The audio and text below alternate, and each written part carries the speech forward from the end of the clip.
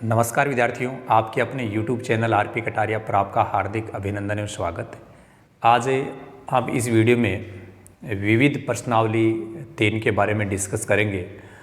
आपको ये बताते हुए कि हम कई दिनों से आपकी कक्षा के लिए वीडियोज़ YouTube चैनल पर नहीं डाल पाए थे।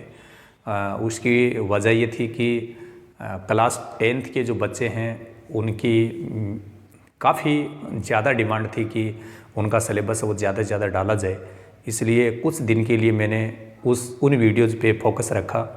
अब मैंने अब इसके बाद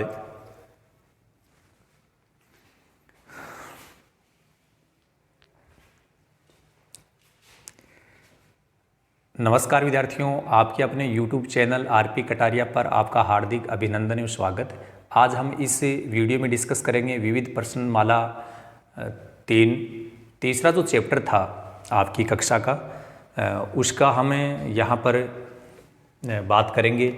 जैसा कि आपको पता है कि ये प्रश्नावली काफ़ी दिनों से रनिंग में थी और रनिंग में है भी।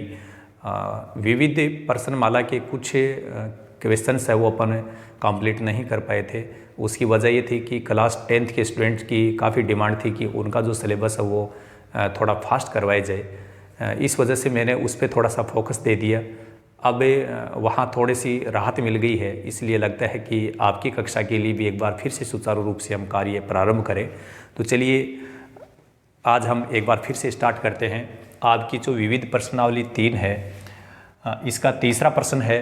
2 प्रश्न हम कर चुके हैं। तीसरा प्रश्न ये है कि यदि a बराबर a कोई मैट्रिक्स है तो सिद्ध कीजिए कि a की पावर n बराबर ऐसी मैट्रिक्स है जहां n एक धन पूर्णांक है। आपने देखा होगा कि इस प्रकार के जो प्रश्न हैं उनको सिद्ध करने के लिए हम गणितीय आगमन सिद्धांत का उपयोग करते हैं। तो किस प्रकार से उसका फॉर्मेट है, इससे पहले भी अपने विविध प्रश्नमाला के जो एग्जाम्पल्स थे इसके 2 क्वेश्चंस कंप्लीट कर लिए हैं, वहाँ पर हमने बात की थी। फिर भी हम एक बार फिर से बात कर रहे हैं। देखिए अपने को दिया क्या गया है कि एक तो मैट्रिक्स ए दे रखी है, तो मैट्रिक्स ए जो दी गई है वो अपन यहाँ से लिख सकते हैं कि अपने को क्या दिया गया है। ये आपकी मैट्रिक्स है। साथ साथ में जो अपने को सिद्ध करना है वो आपको यहाँ बता रखा है। तो जो सिद्ध करना है उसको अपन एक कथन का संकेत दे देते हैं कि माना दिया गया कथन है, इसको अपन P ऑफ n नाम देते हैं। और जो भी हमें सिद्ध करना है उसको हम P ऑफ n के सामने लिखेंगे। किसके सामने लिखेंगे? P of n। तो हम यहाँ पर ऐसे लिखेंगे इसको, अतः P ऑफ n क्या होगा? ये होगा a की पावर n बराबर 1 + 2n, यहाँ माइनस का 4n, n 1 - 2n। यहाँ तक किसी को कोई समस्या नहीं है कि जो मैट्रिक्स A दे रखी है वो हमने लिख दी। जो हमें सिद्ध करना है उसको हमने एक कथन का संकेत दे दिया P ऑफ n। ये एक हैबिट बना लो। हम गणितीय आगमन सिद्धांत की बात कर रहे हैं, तो गणितीय आगमन सिद्धांत से ऐसा होता है, ठीक है। तो यहाँ अब हम क्या करेंगे कि n बराबर 1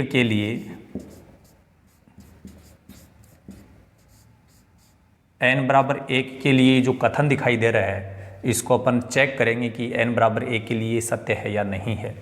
तो आपको जहाँ जहाँ 1 दिखाई दे रहा है वहाँ पर n दिखाई दे रहा है वहाँ पर आप 1 लिखेंगे। जहाँ जहाँ n है वहाँ पर कितना लिखेंगे? 1।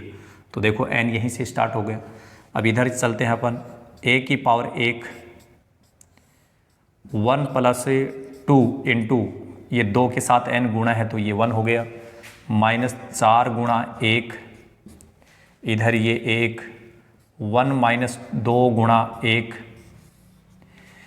a की पावर 1 का मतलब क्या होता है आप सब जानते हैं। a की पावर 1 का मतलब a ही होता है। तो a बराबर क्या हो गया? यहाँ देखिए 2 को 1 से गुणा करेंगे 2 बनेगा, उसमें 1 जोड़ने पर 3 आ गया।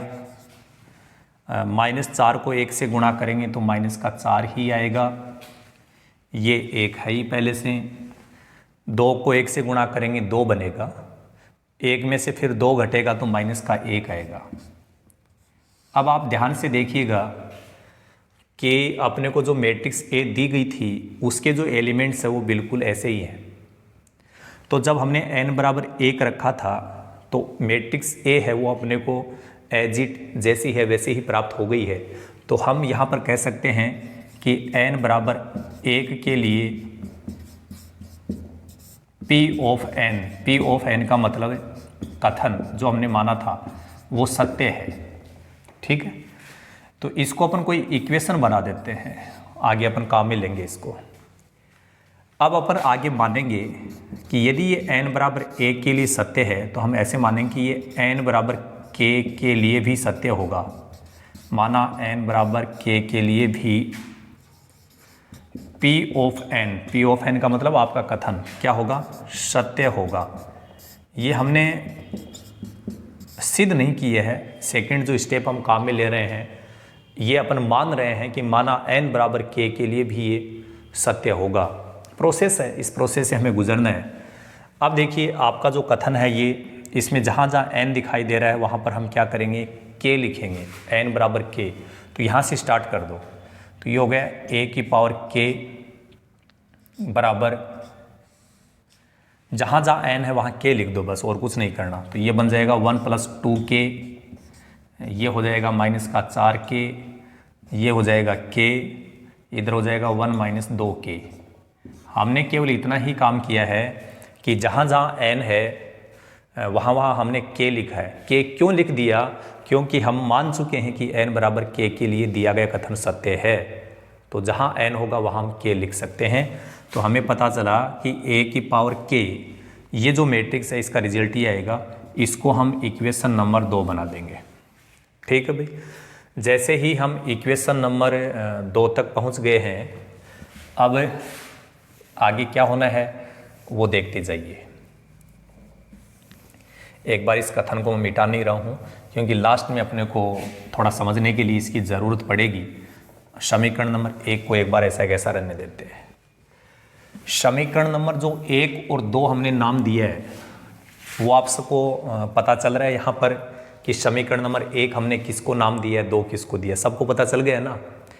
अब हम क्या करेंगे, समीकरण नंबर 1 और 2 जो है इनको गुणा करेंगे। क्या करेंगे, समीकरण नंबर 1 और 2 को गुणा। देखिए यहाँ पर मैं लिख देता हूँ कि समीकरण नंबर 1 और गुणा समीकरण नंबर 2, कि समीकरण नंबर 1 और 2 है उनको हम गुणा करेंगे।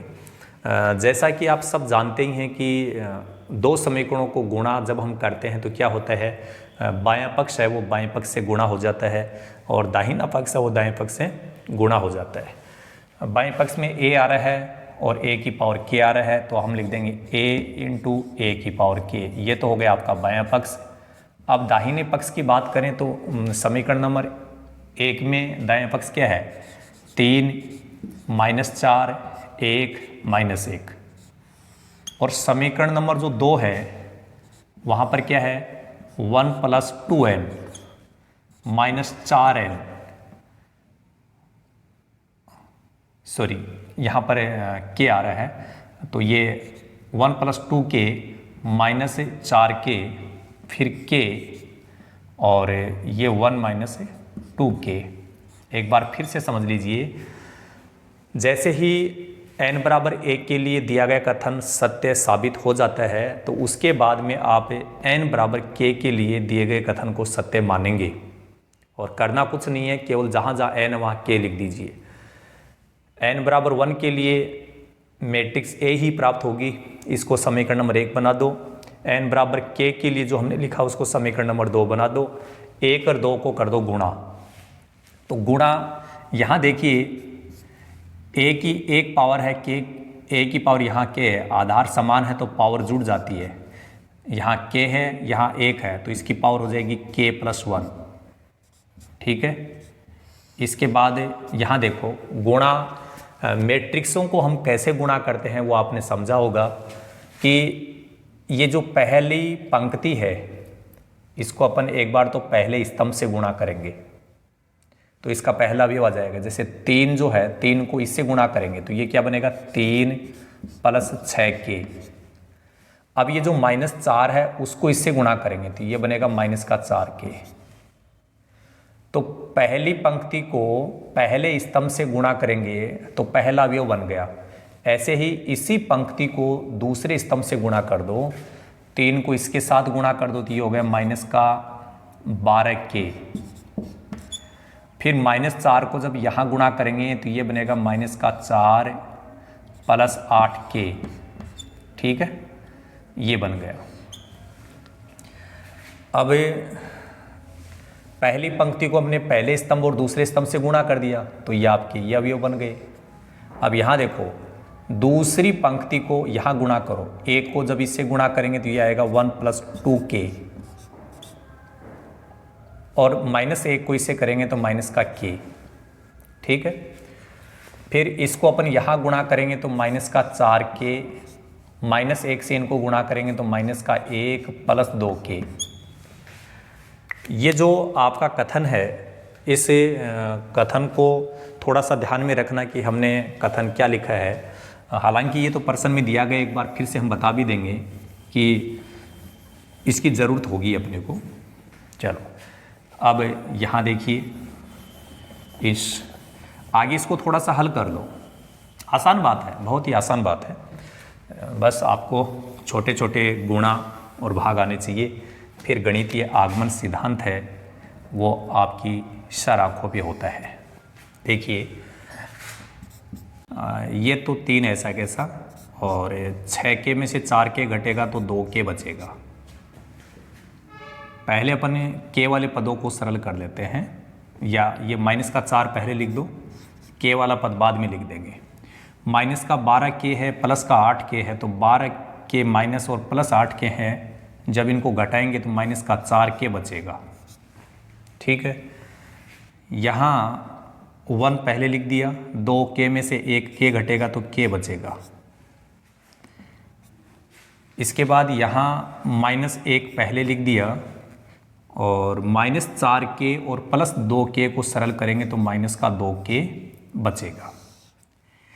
लेकिन आगे जाकर के इसको सेट करना होता है, हम लोगों को क्या करना होता है, सेट करना होगा। तो अपने पास में मैट्रिक्स जो a⁴n दी गई थी उसको अपने को थोड़ा ध्यान रखना है। इसमें ये था 1 + 2n और यहाँ था -4n, यहाँ अपने पास में था n और यहाँ पर था 1 - 2n। ये आपको सिद्ध करना था, तो जो सिद्ध करना है वहाँ से अपने को थोड़ी सी यहाँ उसका आइडिया लेना पड़ेगा। इसको ऐसे चेंज करना है इस फॉर्मेट में। सब चीज़ अपने पास में है लेकिन थोड़ा सा सेट करना उसके अकॉर्डिंग। देखो एक चाहिए अपने को प्लस का, लेकिन प्लस का एक यहाँ छुपा हुआ है। अपन क्या करेंगे, इस 3 को थोड़ा ऐसे लिख देंगे। 3 को कैसे चेंज कर देंगे, ऐसे कर सकते हैं ना, 1 + 2 कर सकते हैं। 3 को 1 + 2 क्यों किया है, क्योंकि अपने को सिद्ध करने वाले फॉर्मेट में कहीं ना कहीं 1 की ज़रूरत है। फिर आगे ये 2k है, तो इस 1 के अलावा जो भी बच गया उसको ब्रैकेट में लिख दो। यहाँ अपने को ज़रूरत नहीं है क्योंकि देखो n के गुना में -4 आ रहा है, तो ये -4 यहाँ से कॉमन लिया जा सकता है। तो -4 कॉमन लेने के बाद यहाँ तो बचेगा 1, क्योंकि माइनस कॉमन लेने के बाद ये दोनों ही चिन्ह चेंज हो जाएंगे, प्लस के हो जाएंगे। यहाँ बचेगा k और यहाँ बचेगा +1, तो मैं यहाँ लिख देता हूँ k + 1। इधर देखो ये अपने पास में यहाँ n आ रहा है, तो n का मतलब क्या है कि जहाँ n है वहाँ अपने को k + 1 लिखना है। n की जगह क्या मानना है, k + 1। तो देखो कि ये चीज़ बन जाएगी कि 2k में से 1k घटाएंगे तो k + 1। इधर देखिए पहले 1 आ रहा है तो -1 को पहले लिख दो, -1, और इन दोनों को सॉरी यहाँ ये है तो यहाँ से क्या करेंगे, माइनस कॉमन ले लो आप, ठीक है। अब लेकिन माइनस कॉमन लेने से फ़ायदा नहीं है क्योंकि अपने को प्लस का 1 चाहिए, तो हम क्या करेंगे, 1 अपने पास में प्लस का है नहीं, तो 1 अपन प्लस का लिख देंगे, एक माइनस का, बात तो बराबर है। अब इन चीज़ों को, इसको आगे ऐसा कैसा लिख दो। ये क्यों कर रहा हूँ, क्योंकि यहाँ देखो एक प्लस की ज़रूरत है, प्लस का एक हमारे पास में है नहीं, तो हमने क्या किया, एक प्लस की ज़रूरत थी वो लिख दिया, लेकिन उतना ही घटा दिया। तो यहाँ इसको यदि अपन और आगे एक बार, इसको तो अपने को अलग से ध्यान रखना है, ये तो अपने पेपर में रहेगा, वहाँ से अपन देख लेंगे। आगे देखिए 1 प्लस, यहाँ से 2 कॉमन आना चाहिए, और 2 कॉमन लेने के बाद यहाँ 1 के बचेगा, यहाँ 1 बचेगा, तो ये हो गया k + 1। तो जहाँ जहाँ n दिखाई दे रहा है वहाँ k + 1 हो जाना चाहिए, बस, बाकी कुछ नहीं करना। यहाँ देखो माइनस का 4, तो ऐसा कैसा ये रहा, और ये k + 1 पहले से है, n की जगह k + 1 बन जाना चाहिए, बना हुआ है। इधर देखो जहाँ n है वहाँ k + 1 बनना चाहिए, बन चुका है। इधर एक प्लस का चाहिए अपने को, लेकिन ये दोनों मिलकर के माइनस का 2 बन जाएंगे, और ये माइनस के 2 के हैं, तो यहाँ से -2 कॉमन ले लेंगे। कॉमन लेने के बाद ये k प्लस का हो जाएगा, और ये जो माइनस के 2 थे, 2 कॉमन लेने के बाद में 1 बन जाएगा, तो ये k + 1 हो जाएगा। अब आप देखिए कि ये जो चीज़ चल रही थी वो किसके बराबर में चल रही थी, a⁻k + 1 के बराबर में। इसमें और हमारे सिद्ध करने वाले कथन में क्या फ़र्क है, जहाँ जहाँ n है, देखो इस n की जगह k + 1 हो गया, जहाँ आपको n दिखाई दे रहा है वहाँ सब जगह k + 1 हमने लिखा है। लिखा क्या, हमने बनाया है यहाँ से। तो n की जगह यदि k + 1 लिखने पर ऐसा आ रहा है, तो हम ये बोल सकते हैं कि n बराबर k + 1 के लिए भी P ऑफ n सत्य है। जब n बराबर k + 1 के लिए भी कथन सत्य हो जाएगा, तो हम अंत में लिख देंगे, अतः गणितीय आगमन सिद्धांत से a⁻n बराबर ऐसा होगा। ये सिद्ध करना है, ठीक है। इनका क्या फॉर्मेट थोड़ा सा बड़ा होता है, लिखने में असुविधा होती है। यदि अपन ऑफलाइन की बात करें तो वहाँ तो समस्या नहीं है, लेकिन पर्टिकुलर वीडियो बनाते हैं तो वहाँ लिखना, मिटाना, स्पेस का ध्यान रखना काफ़ी पेचीदगी हैं, तो वो ध्यान रखनी पड़ेगी अपने को, ठीक है। तो इस प्रकार से लास्ट वाली लाइन तो याद रह जाएगी ना। इसके बाद में क्या लिखेंगे, अतः गणितीय आगमन सिद्धांत से a⁻n बराबर, ये मैट्रिक्स लिख दो, क्या है, सत्य है या सिद्ध होती है। ये बात अपने को ध्यान रखनी है। अब हम नेक्स्ट प्रश्न की बात करेंगे कि अगला प्रश्न अपना कौन सा है। चौथा प्रश्न, प्रश्न संख्या जो 4 है, उसमें अपने को क्या बताया गया है कि यदि a तथा b सममित आव्यूह है, यदि a तथा b सममित आव्यूह है,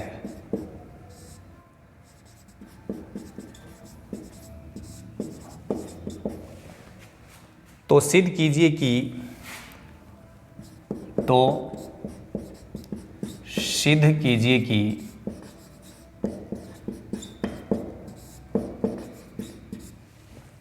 AB माइनस BA एक विषम सममित आव्यूह है, एक विषम सममित आव्यूह है।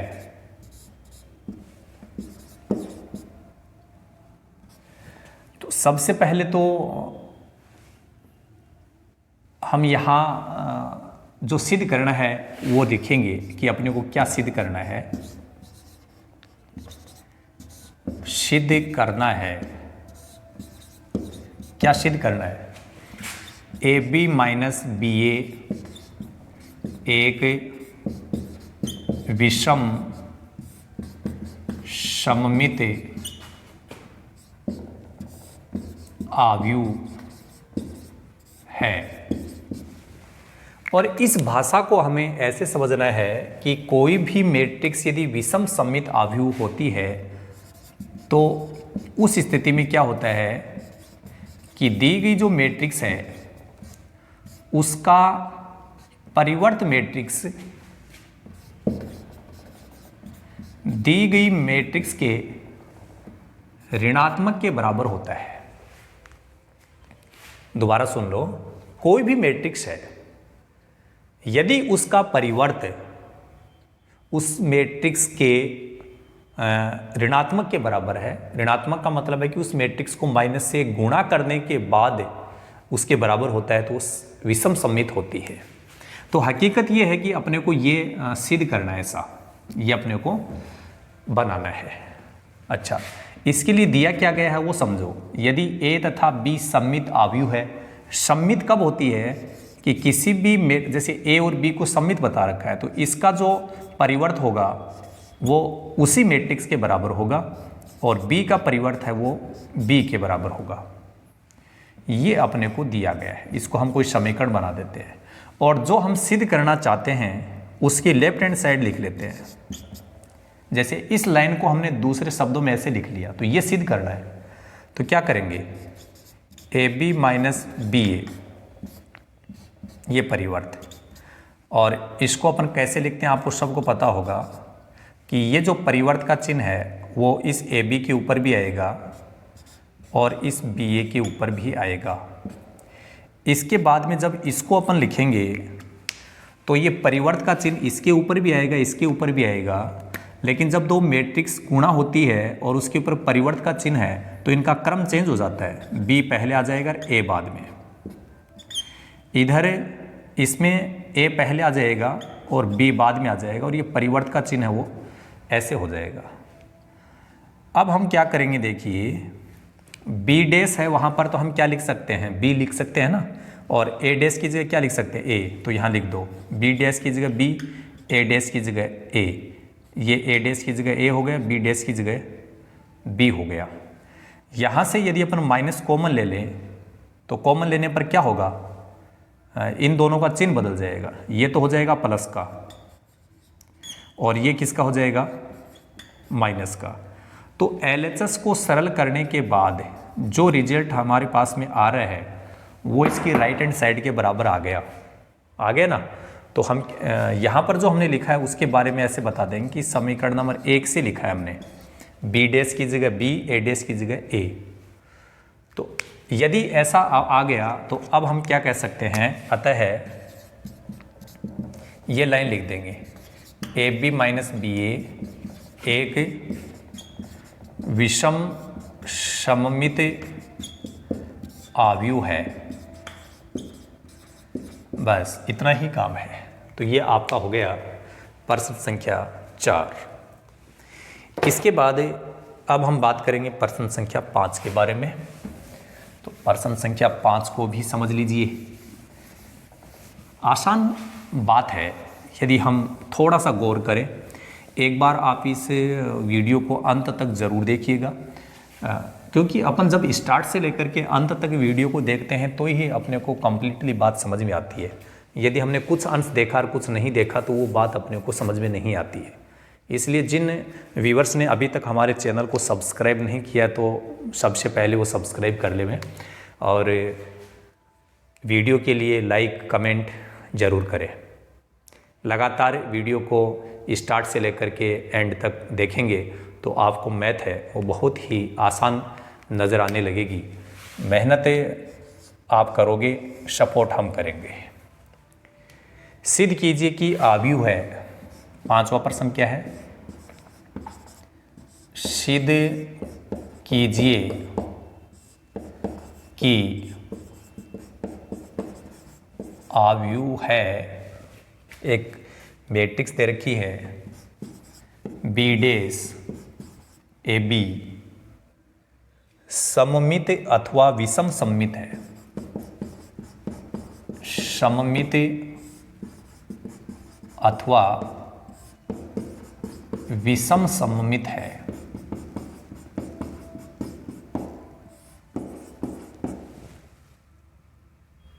यदि ए सममित अथवा विषम सममित है, यदि ए सममित अथवा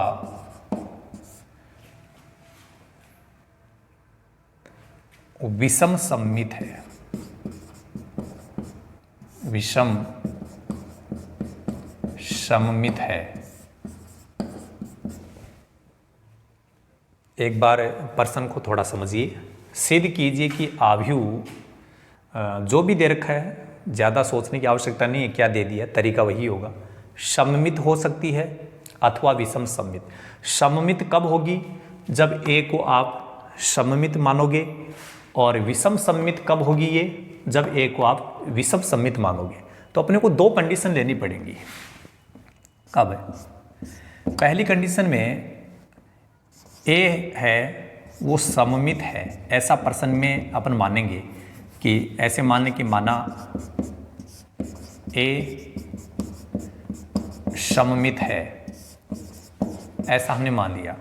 और यदि हमने ऐसा मान लिया है तो इसका मतलब क्या हुआ? ए का परिवर्त ए के बराबर होगा। सममित का मतलब ये होता है। ठीक है। अब सिद्ध क्या करना है? सिद्ध करना ये है अपने को कि जब आपने ए को सममित माना है तो ये मैट्रिक्स है वो भी क्या होगी? सममित। तो हमें सिद्ध ये करना है बी डैश ए बी सममित है। तो ये अपन सिद्ध करेंगे। अब देखिए, यदि कोई मैट्रिक्स को अपने को सममित या विषम सममित प्राप्त करना है तो उस मैट्रिक्स, दी गई जो मैट्रिक्स है उसका आप एक बार परिवर्त प्राप्त करेंगे। क्या प्राप्त करेंगे? परिवर्त। ठीक है। तो देखो, इस मैट्रिक्स को एक बार थोड़ा अलग मान लें और ए बी को एक मैट्रिक्स मान लें। आप जानते हैं कि यदि ए बी के ऊपर परिवर्त का चिन्ह आता है तो ये ऐसे लिखा जाता है, इन दोनों का क्रम चेंज हो जाता है। ठीक है। तो यहाँ पर मैं बता देता हूँ कि जब ए बी का परिवर्त ज्ञात करते हैं तो वो लिखा जाता है बी का परिवर्त ए का परिवर्त। इनका क्रम चेंज हो जाएगा और ये परिवर्त का चिन्ह लग जाएगा। तो यहाँ पर भी क्या होगा? ये ए बी तो आ जाएगा पहले, और ये जो बी का परिवर्त है ये आ जाएगा बाद में। ये पहले, ये बाद में, और फिर ये चिन्ह आ जाएगा। अब आप इसको समझते हो तो ये तो देखो खुद ये है। समझ में आई बात? तो हम इसको लिख सकते हैं बी डैश ए डैश। इसको क्या लिख सकते हैं अपन? बी डैश ए डैश। और इसको देखो, किसी भी मैट्रिक्स के परिवर्त का फिर से परिवर्त यदि ज्ञात किया जाता है तो वही मैट्रिक्स आती है। यदि बी का परिवर्त और फिर उसका परिवर्त करेंगे तो क्या मैट्रिक्स प्राप्त होगी? अपने को बी ही प्राप्त होगी। तो इसकी जगह अपन लिख सकते हैं बी। ठीक है। लेकिन यहां देखिए, ए डैश जो है, ए डैश का मतलब ए का परिवर्त, उसकी जगह हम ए लिख सकते हैं क्योंकि ए को सममित माना गया है। अपने पास में ये पता है कि ए डैश है, वहां पर तुम ए लिख सकते हो। तो यहां लिखो बी डैश ऐसा कैसा, और ए डैश की जगह ये। अब आप देखिए कि जिस मैट्रिक्स का हमने परिवर्त ज्ञात किया था दोबारा अपने को वही मैट्रिक्स प्राप्त हो गई। यदि कोई मैट्रिक्स ए है और उसका परिवर्त करें और फिर से वही मैट्रिक्स आ जाए तो वो क्या होती है? सममित। यहां देखिए, जिस मैट्रिक्स का तुम परिवर्त ज्ञात कर रहे हो ये परिवर्त है। कौन सी मैट्रिक्स का? इस मैट्रिक्स का। और अपना उत्तर भी यही आ रहा है। यदि दी गई मैट्रिक्स का परिवर्त ज्ञात करने पर वही मैट्रिक्स आ जाती है तो हम कह सकते हैं कि बी डैश ए बी एक सममित मैट्रिक्स है, एक सममित आव्यूह है। ठीक है। अब जैसे पॉइंट नंबर 1 में हमने बात की, ऐसे ही हम पॉइंट नंबर 2 के लिए बात करेंगे। किसके लिए बात करेंगे? पॉइंट नंबर 2 के लिए। देखिए, 2 पॉइंट क्यों किए हैं? क्योंकि इसने अपने को प्रश्न ही ऐसा दिया कि ये मैट्रिक्स सममित होगी, लेकिन कब? जब ए सममित है। और ये विषम सम्मित हो जाएगी कब? जब ए को आप विषम सम्मित मानोगे। इसलिए हम दो कंडीशन ले रहे हैं।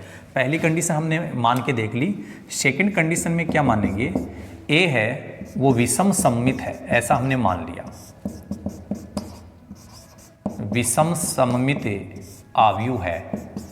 और आप सब जानते हो यदि कोई मैट्रिक्स विषम सम्मित है तो उस मैट्रिक्स का परिवर्त उसी मैट्रिक्स के ऋणात्मक के बराबर होता है। ये अपने काम आएगा। सिद्ध क्या करना है कि ये मैट्रिक्स है क्या होगी? विषम सम्मित। कब? जब ये विषम सम्मित है तो ये विषम सम्मित होगी। विषम सम्मित आव्यूह है, ऐसा हमें सिद्ध करना है। तो हम क्या करेंगे? इसको लेके चलेंगे। जिसको विषम सम्मित हमें बनाना है उसका हम क्या प्राप्त करेंगे? परिवर्त। और आपको सबको पता है ये मैट्रिक्स है, इसको आप एक क्वांटिटी मान लें और ए बी को एक अलग क्वांटिटी मान लें। आप सब जानते हो कि यदि कहीं पे ए बी इसका परिवर्त ज्ञात करना है तो सबसे पहले तो इनका जो ये सीक्वेंस है, क्रम है, वो बदल जाएगा। जो पहले वो बाद में, बाद वाला पहले, फिर इनके ऊपर परिवर्तन लगेगा। तो इसको मैंने एक क्वांटिटी मान लिया, इसको दूसरी क्वांटिटी मान ली, ठीक है। तो पहले एक क्रम चेंज कर दो, इस ए बी को पहले लिख दो और ये जो बी डैश है इसको बाद में लिख दो। अब इसके ऊपर भी परिवर्तन लगा दो और इसके ऊपर भी परिवर्तन लगा दो। फिर देखो ए बी का परिवर्त ये लिखा हुआ, ये तो खुद फॉर्मूला है। तो इसको हम क्या लिख सकते हैं? इसको हम लिख सकते हैं बी का परिवर्त ए का परिवर्त। और आप सब जानते हो किसी भी मैट्रिक्स के परिवर्त का फिर से यदि परिवर्त ज्ञात करें तो वही मैट्रिक्स प्राप्त हो जाएगी। यदि बी का परिवर्त फिर उसका परिवर्त तो क्या आएगा? बी ही आएगा। तो देखिए यहाँ पर भी ऐसी स्थिति आ रही है तो इसको हम लिख सकते हैं बी। परंतु ये जो यहाँ ए डैश है या ए का परिवर्त है वहाँ पर हमें माइनस ए लिखना पड़ेगा। तो यदि अपन यहाँ पर ए डैश की जगह माइनस ए लिखेंगे तो माइनस तो यहाँ आ जाएगा और ये है बी, ठीक है। यहाँ बोल देंगे चूँकि ए डैश बराबर क्या है? माइनस ए है। ये सब चीज़ें अपने को यहाँ बता रखी है। देखो एक बार इस परिवर्त पे ध्यान मत देना, आप तो इस पे ध्यान देना कि जो मैट्रिक्स जिसको अपने को विषम सम्मित सिद्ध करना था उस मैट्रिक्स का यहाँ हमने परिवर्त लिखा, लेकिन अंत में जाकर के मैट्रिक्स तो वही आ रही, बी डैश ए बी ही आ रहा है, लेकिन उसका ऋणात्मक आ गया। यदि किसी मैट्रिक्स का परिवर्त ज्ञात करने पर उसी मैट्रिक्स का ऋणात्मक आ जाता है तो वो क्या होती है? विषम सम्मित। इसलिए हम लिख सकते हैं अतः बी डैश ए बी विषम सम्मित होगी। विषम सम्मित आव्यूह है।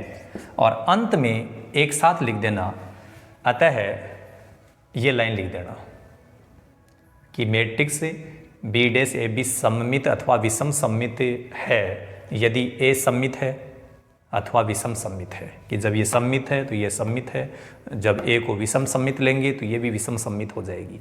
ये आपका प्रश्न संख्या क्या है? 5 है। अब देखिए बाकी के जो प्रश्न है वो थोड़े इनसे हट करके हैं।